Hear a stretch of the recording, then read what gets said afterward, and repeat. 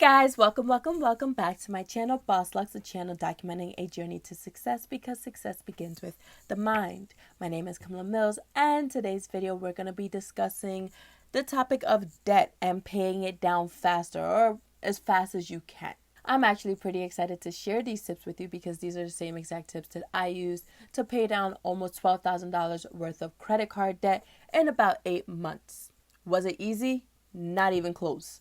Was it worth it? 1,000%. Now, this is something that you can actually apply to any kind of debt, whether it's mortgage payments, car payments, student loans, credit cards. Of course, there is such a thing as good debt versus bad debt, but that is a topic for another episode. Today's video will be talking about bad debt, something that is taking away money from your pockets every month and gives you nothing in return. So, fun fact, in 2019, Wells Fargo made $1.7 billion off of overdraft fees. Bank of America made $1.8 billion, and Chase made a whopping $2 billion on overdraft fees. Again, that's literally just on overdraft fees. This isn't taking into account the amount of interest they collected from individuals who didn't have the money to pay. In total, banks collected an estimated amount of $122 billion in credit card interest. Again, this doesn't take into consideration of personal loans or any kind of loans. This is just for credit cards. At this point, I refuse to pay them any more unnecessary money. Like, they're going to start paying me for their services. Before we get into it, if you haven't already done so, go ahead and slam that like button, press the subscribe button below, and let's get started. So this first tip is probably the most important tip out of everything we're going to discuss today, and that's to create a personal budget for yourself. Having a budget gives your money a sense of direction. It allows you to see where your money is going, where it's coming from, and just to see an overall picture of your financial plan. Now, it's up to you however you want to create the budget, whether you want to use an Excel sheet, you want to use a tracker. I like to personally write everything down, but essentially you're writing down everything that's coming in and everything that's going out. Have everything accounted for. Everything going out should include groceries, rent, utilities, all of your subscriptions, Hulu, Netflix, everything. Have all of that listed down. Subtracting what's going out with what's coming in is going to give you your total disposable income. Now, that's the income you have to work with per pay period, essentially. But that's what you also have to budget. Now, a lot of people see the disposable income and think, okay, well, everything's already been paid. Disposable income is pretty much everything I can spend. No, disposable income should also be budgeted. If you have $400 additional disposable income, $100 should be going away for you. That's your spending money. That's your entertainment money. Use it however you want. However, once that is done, you can't tap into the $300. No, that $300 you're putting aside either for your emergencies fund or to pay down your debt. But because this video is for paying down your debt, we're going to put it towards paying down our debt. Whether we're putting it towards our credit cards or student loans, it needs to be pushed towards paying down that debt faster. Now, of course, it is one thing to just create a budget. It's a different ball game to actually stick to the budget. Stick to it consistently. Every time you get paid, adjust your budget accordingly. Account for every dollar and every penny. Everything needs to be seen. You need to know exactly where your funds are going. A little story. I remember I found $5 in my wallet once, and I was so excited to see that $5. I was like, oh my God, I found $5. I don't know what to do with it. Should I put it into my savings account or should I keep it? And I asked someone for advice, and they're looking at me like, I've never really heard of anyone putting $5 into their savings account. But me, I put $5 into that savings account because I need that $5 to help me pay down my debt faster. I know where all of my funds are going. Everything is accounted for. And guys, trust me, if I can do it, I know for a fact you can do it too. So the second tip is really just being aware of your overall debt. Now, a lot of people I speak to, when you ask them, well, how much debt do you have? They're kind of just like, oh, it's around this amount or it's around this amount. They don't really know exactly how much because they're avoiding looking at it. They're scared to see how much debt they have. Out of sight, out of mind.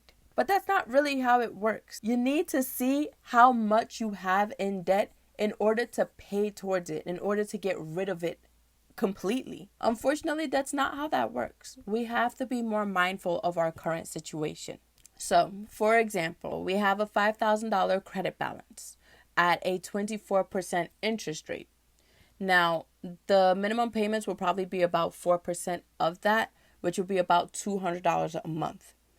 Now, a lot of people don't realize this, but paying just the minimum payments, when it's all said and done, you'll be paying $9,775.15. Now, yes, that number sounds a little crazy, but what's crazier is that it will take you approximately 163 months to pay everything off. That's 13 years and 7 months to pay off a $5,000 credit balance. At the end of this video, take a look at your credit cards.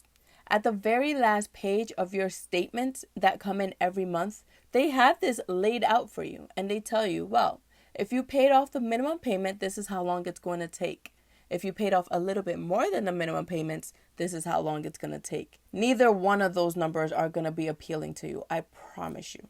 Bring all of your credit card balances together, all of your student loan balances, whatever you want to pay down faster, bring them all together so you know exactly what you have to work with and how much we need to allocate towards those debt to pay them down faster. Next tip, I'm sure many of you have heard of this multiple times, but it's really that simple, and that's to live below your means. Now, I do understand it is easier said than done, but it really just comes with self-discipline.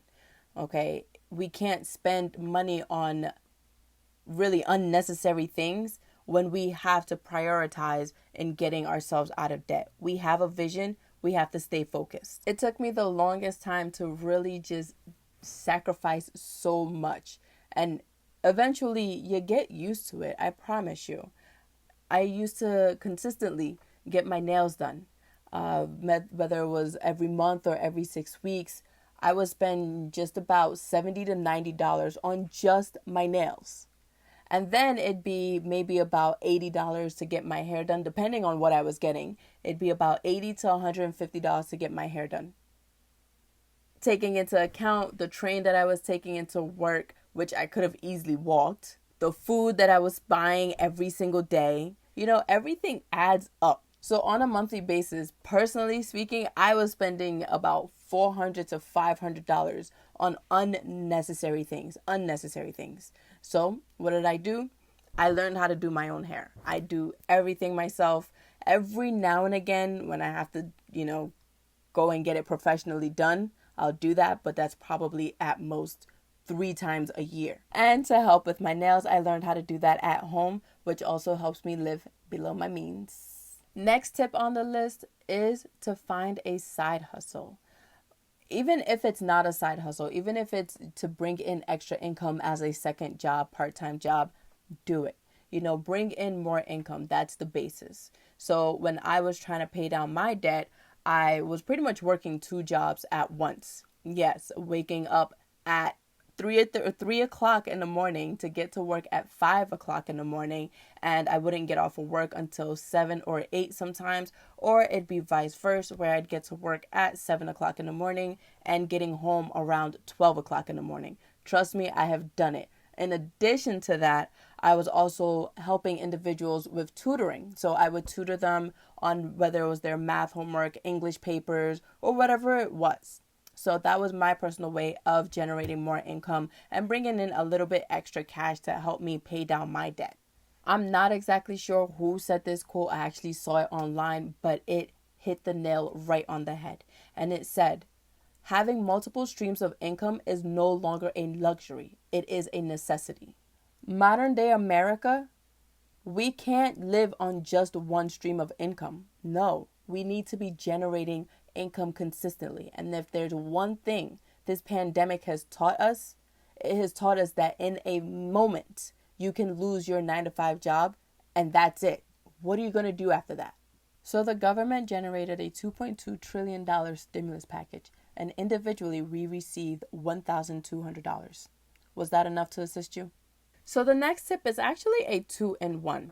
It's really 2 methods that people use, and I've personally used myself, to help pay down these debts. The first method is the avalanche method. Avalanche method is pretty much you paying the debt with the highest interest rate and then trickling down.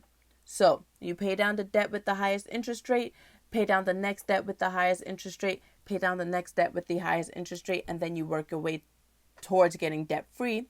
Or you can pay towards the snowball method, which is essentially paying the smallest debt first. So if you want to see progress quicker, the avalanche method is really not the way to go, because it's harder to do that, paying down such a large debt at such a high interest rate. But with the snowball method, you pay down your smallest debt first and then you work your way up.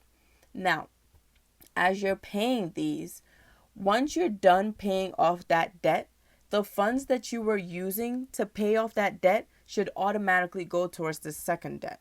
Now, I don't mean pay just one debt and then ignore the rest. No, you pay one debt, you put towards that debt as much as you can, possibly, while you're paying minimum payments on the other debts. So you're not missing payments on those. So while you're tackling that specific debt, we are making the minimum payments on the other debts just to make sure that we don't miss a payment, which can inversely have a detrimental effect on your credit score, which is something we want to avoid.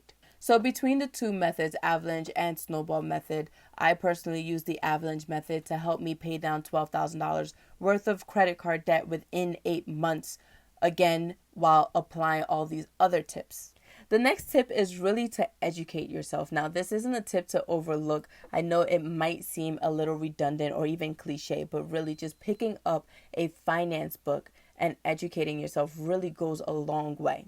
I don't personally listen to them as much, but I will definitely recommend them every chance I get, and that is Dave Ramsey and Susie Orman. Both of their YouTubes are very informational. If you don't have time to watch their YouTube channels, they definitely have podcasts that you can listen to on the go, whether you're on your way to work, jogging, whatever the case is. Just take the time to really educate yourself on your finances and listening to people's stories, how they got out of that and how they handled their situations. So the last but not least tip is to discipline yourself.